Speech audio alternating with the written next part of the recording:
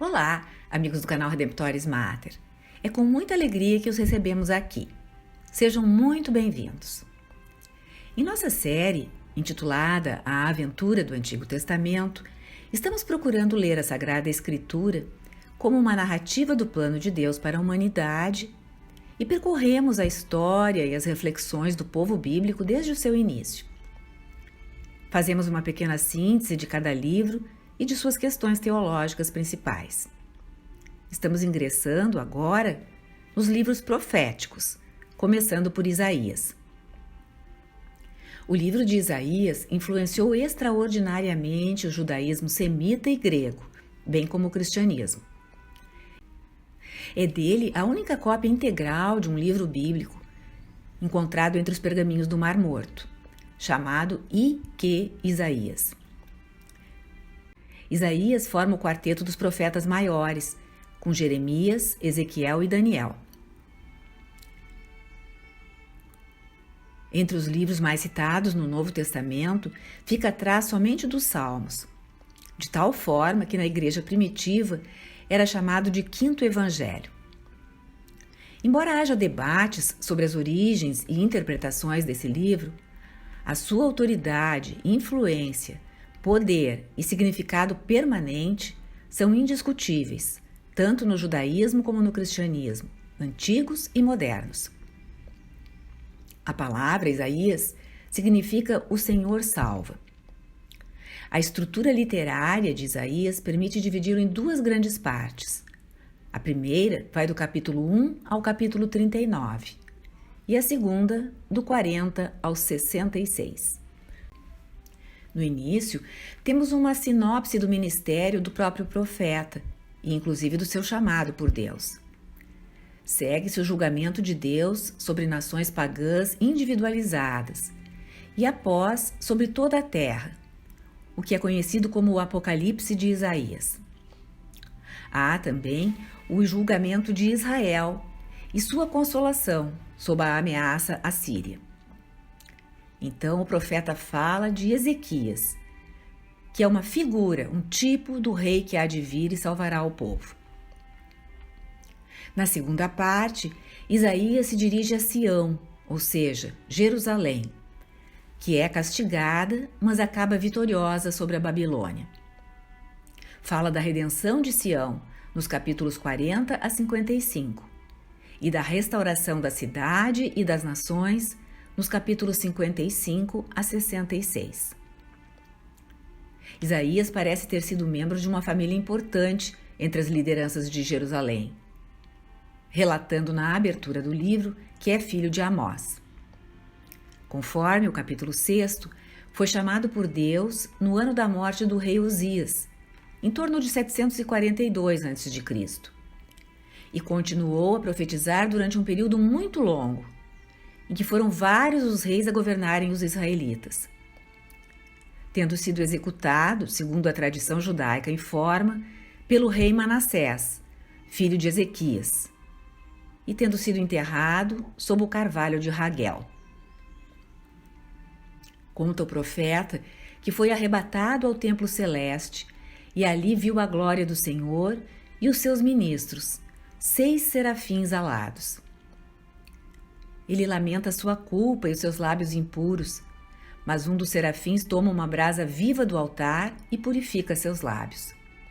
Nesse momento, Isaías ouve o Senhor que dizia: Quem enviarei eu? E quem irá por nós? Eis-me aqui, enviai-me, responde Isaías. Suas profecias apontam como Sião tem um papel como que transcendente, porque encarna todo o reino de Judá e algumas vezes as 12 tribos de Israel, sendo um ícone do povo de Deus. Os temas são recorrentes: julgamentos de Jerusalém, que sofre em punição à sua infidelidade à aliança com Deus, pois desrespeita a lei moral, comete grandes injustiças, de modo que sua adoração e seus sacrifícios são taxados de hipócritas. Porém, anuncia que o arrependimento é possível e levará ao perdão dos pecados e à restauração. No capítulo 1, diz Isaías nos versículos 18 a 20. Se vossos pecados forem escarlates, tornar-se-ão brancos como a neve. Se forem vermelhos como a púrpura, ficarão brancos como a lã.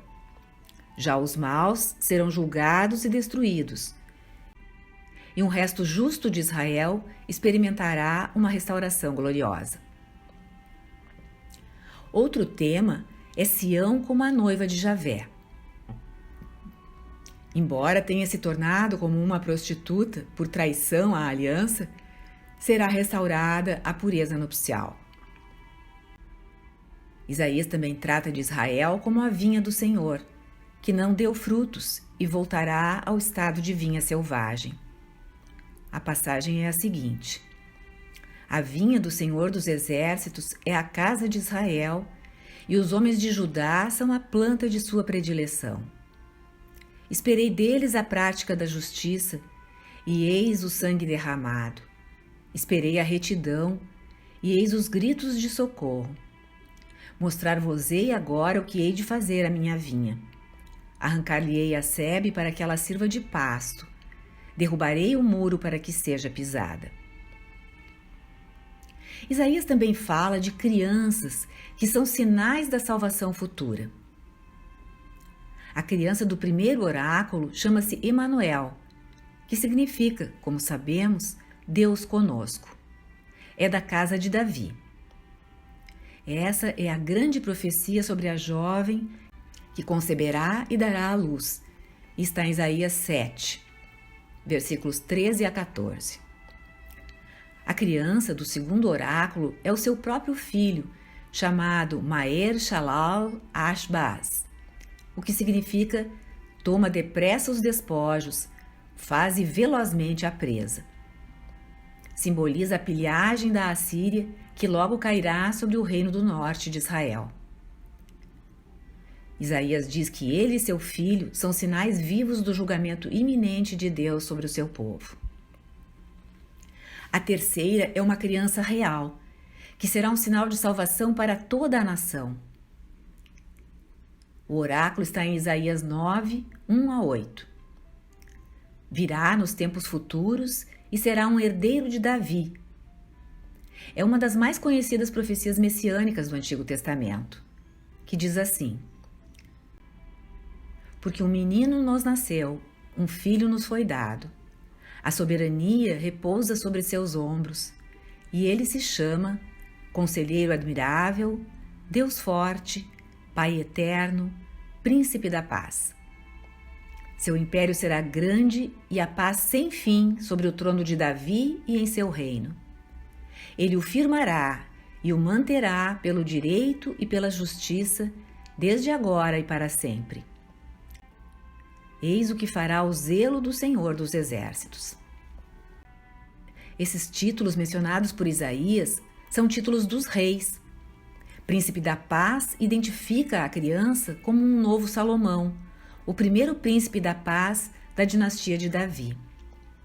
Deus forte, poderoso, é o próprio Deus, como Israel chamava Yahvé. A quarta criança também prediz a vinda de um filho real, da família de Davi, então decadente, cujo pai era Jessé. Está em Isaías 11, 1 a 2. Um renovo sairá do tronco de Jessé e um rebento brotará de suas raízes.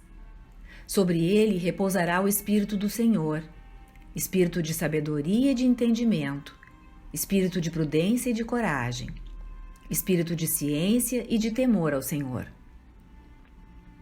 Esta criança partilha dons de Salomão, de sabedoria, mas reinará sobre toda a terra em paz e não apenas sobre Israel.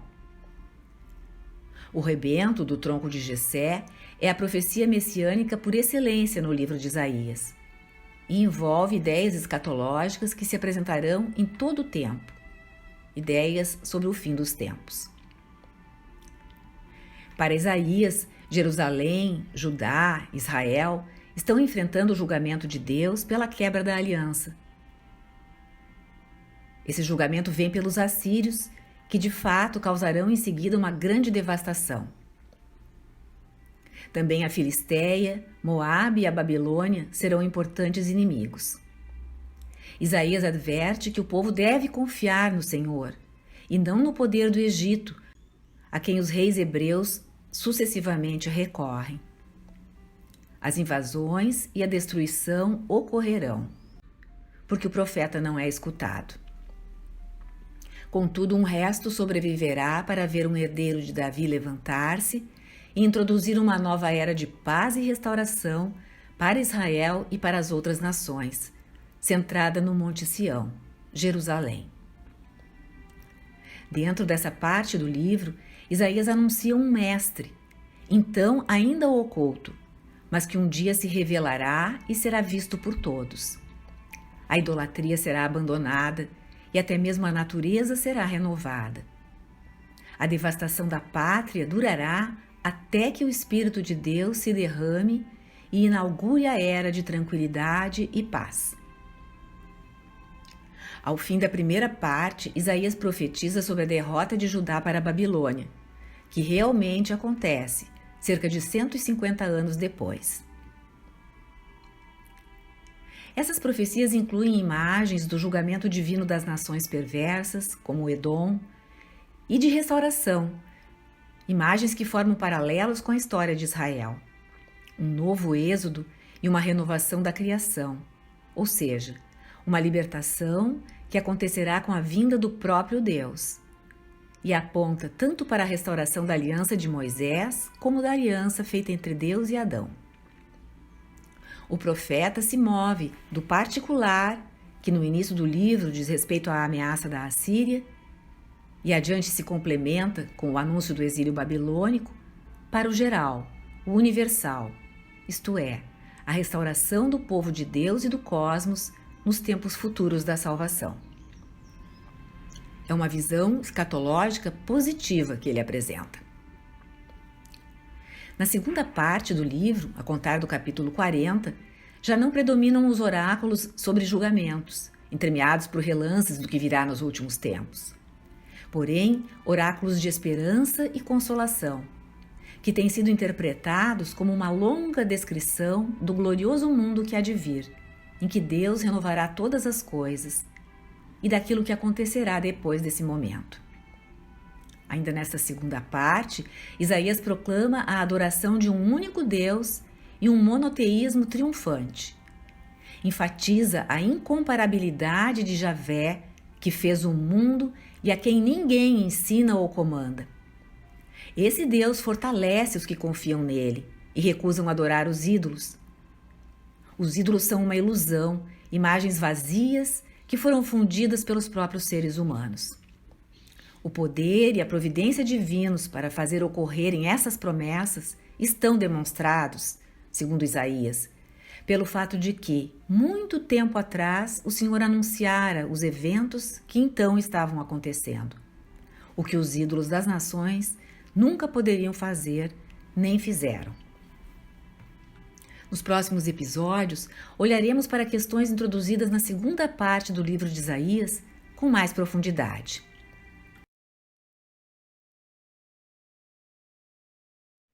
Que essa graça da bênção de sobre a sua vida, sua família. Em nome do Pai, do Filho e do Espírito Santo. Amém. Obrigada por ter acompanhado esta postagem.